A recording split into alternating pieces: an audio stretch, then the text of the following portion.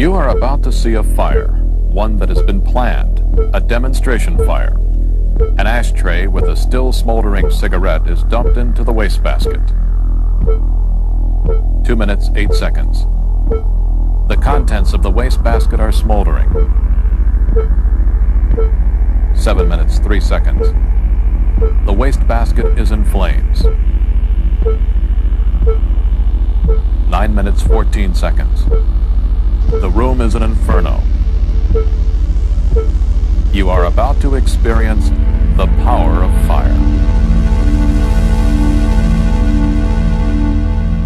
No one likes to think that fire might destroy his home or his family. Yet each year, fire claims more than 5,000 lives and causes nearly $3 billion in damage to homes. In the next few minutes, you're going to see exactly what happens when this home is involved in a fire. You'll see how rapidly events can unfold, how overpowering and deadly smoke can be, the tremendous impact of fire. And you'll grow to understand the role smoke detectors and sprinkler systems can play in saving your life and your family. But most important, you'll see what action you can take to survive a fire in your own home. The majority of fire deaths occur at home. The home in our demonstration is a 2-story frame dwelling. Our fire begins here in the living room where most home fires start. Let's take a look around. This is a typical family room. Comfortable couch, easy chair, books and magazines, and of course the wastebasket, the source of our fire.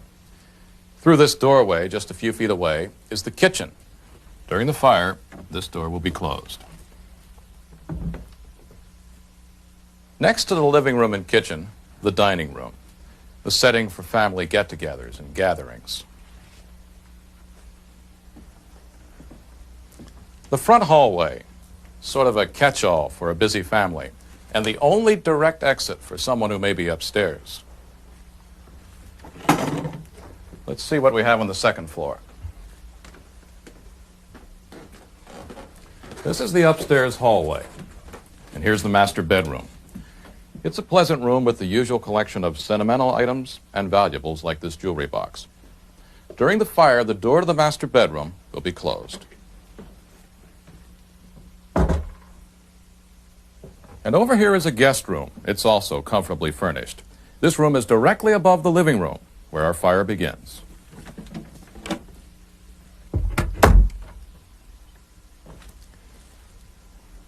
This is the children's bedroom. Bunk beds, chests, table, clothes, and toys everywhere.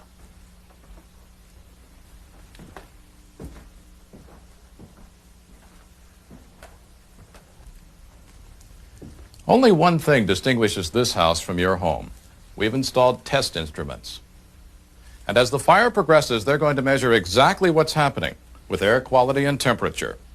Now we're ready to see just what firepower can do to a home.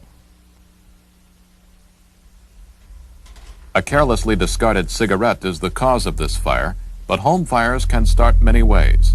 Space heaters, wood stoves, faulty electrical equipment, and cooking, among others.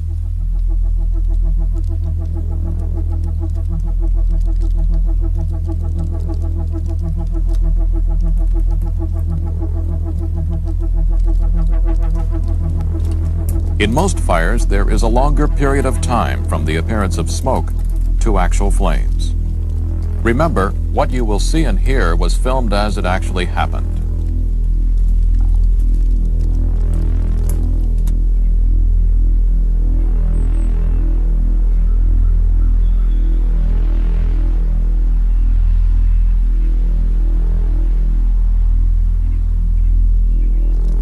"30 seconds from first flame, the sofa ignites. From this point, fire grows rapidly. If you discover a fire, leave immediately and call the fire department from a neighbor's house."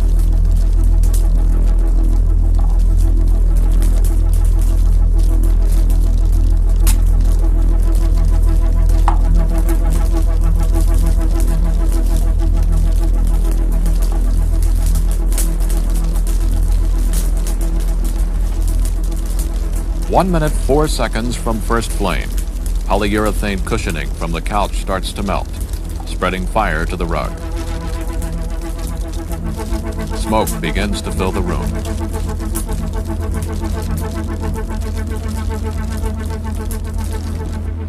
1 minute 23 seconds. The stairway to upstairs still clear.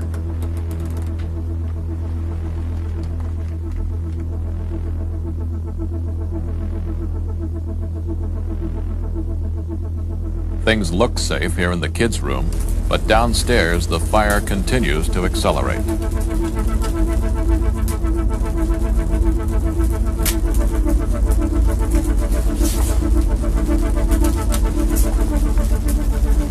One minute, 35 seconds. The smoke layer in the living room descends rapidly. Gases flowing out of this room now exceed 190 degrees Fahrenheit.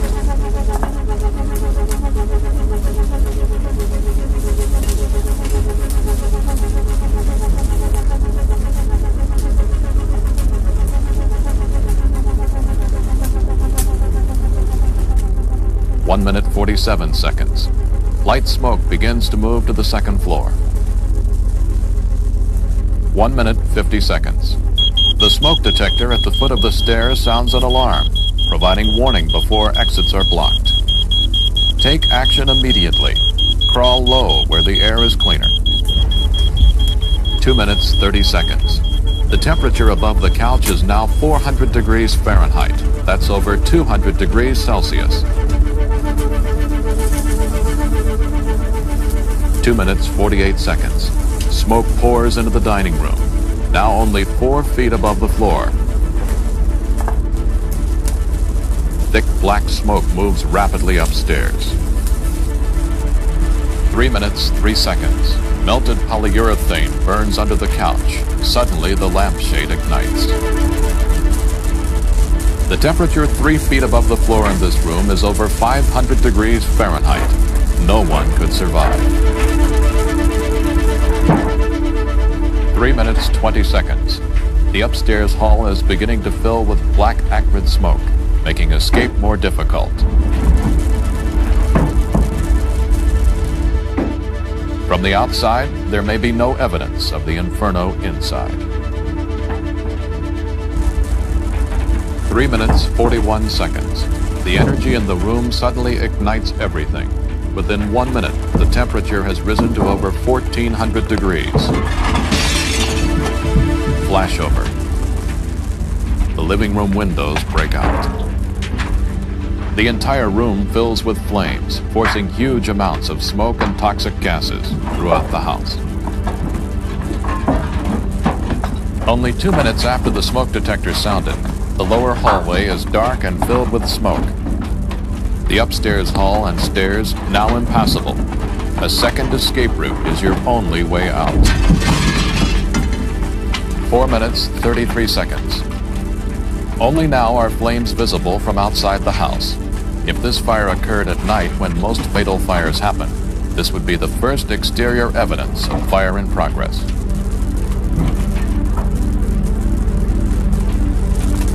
Flames climb up the outside of the house, entering the guest room window. Fire grows so fast that the fire department may not be able to rescue anyone trapped inside.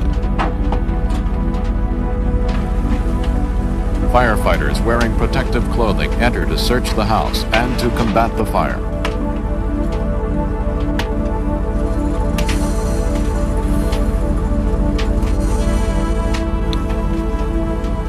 They begin to control the fire, causing steam to pour out of the first floor.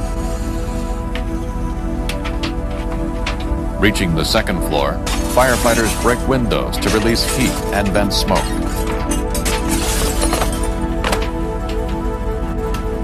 They open walls to check for fire spread.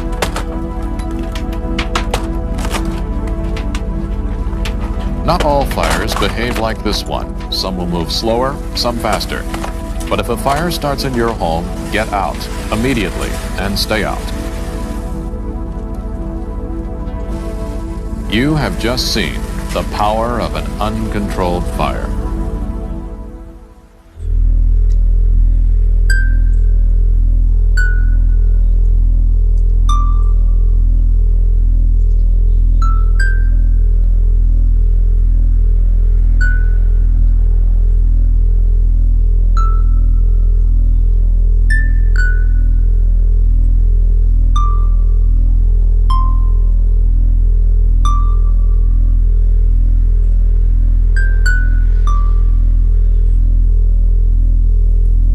Would you recognize this? It's the living room. There's not even a faint reminder of the comfortable room we saw earlier. Nothing identifiable but the coils from this chair. It took just 4 minutes from the first flame in the wastebasket for the temperature in this room to reach over 1,000 degrees Fahrenheit. The fire ultimately became so hot, the window glass softened and flowed like taffy. The kitchen door, which we closed, initially acted as a barrier to the flames, but it was no match for the power of fire. Eventually, the flames burned through the top of the door, rolled across the kitchen ceiling, spread smoke and deadly gases, hindering firefighters in their attack from the back entrance. Here, the remains of the dining room, nearly everything destroyed. Only a few items remain intact, such as the china in this cupboard. In the front hallway, flames also rolled along the ceiling, charring the upper portions of the room and the banister. Closer to the floor, there was less flame. But the smoke and intense heat still did a great deal of damage. Remember this? The telephone? And this? The big wheel. And here's the smoke detector that sounded our first alarm. Meeting no opposition, smoke, heat, and fire gases traveled to the second floor, searing and blistering everything within 6 minutes, cutting off the stairway as the family's main exit. Although flames never reached this upstairs hallway, it became hot enough to melt these plastic items. The bathroom, more smoke and heat damage. The children's room was directly in the path of the heat and the smoke. Look at the blistering on the bunk bed and these melted toys. Just 5 minutes after the first flame, a few breaths in this room would have been lethal. Just 5 minutes.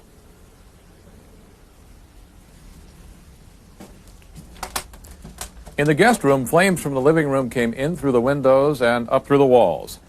In their efforts to control the fire, firefighters had to rip down much of the paneling. Everything upstairs, damaged or destroyed. Well, almost everything. In this particular fire, this closed door is all it took to ward off smoke and hot gases from the master bedroom. While the temperature in the upstairs hallway was over 300 degrees, the temperature in this room never went over 77 degrees, and the valuable photographs and jewelry are undamaged. But remember, this may not always be the case. A closed door will give you the advantage of time to try a second way out, but it's no guarantee of permanent safety. When a fire starts, leave your valuables and concentrate only on immediate escape. No possessions are worth your life.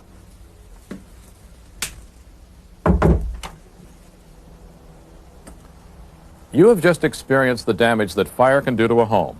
And you've seen how smoke detectors, closed doors, and escape plans can lessen the danger to you and your family. Are there other measures we can take to lessen the danger and damage? There are. Let's turn back the clock. This is part of a residential sprinkler system, a device designed to spray water during the early stages of fire development. Watch what happens now.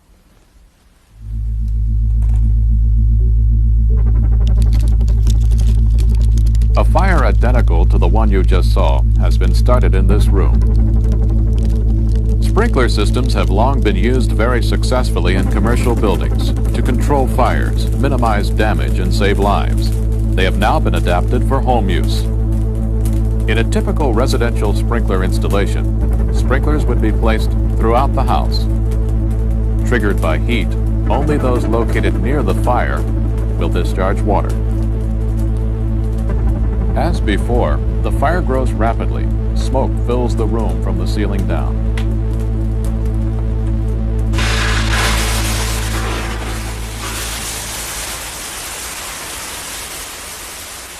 Only 2 minutes 11 seconds from first flame, the sprinkler controls the fire before conditions throughout the house become life-threatening.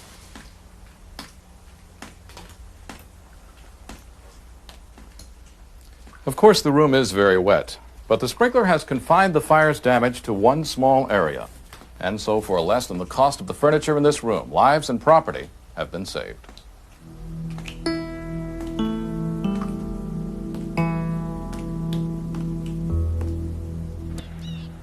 Smoke detectors and sprinkler systems buy time in the race against fire. But no matter what precautions you take, no matter how small a fire may appear, its progress is rapid, its power awesome. Escape must be your top priority. All the firefighters in the world cannot alter those few critical moments between the beginning of the fire and the time when escape becomes impossible. What happens in that time depends on you.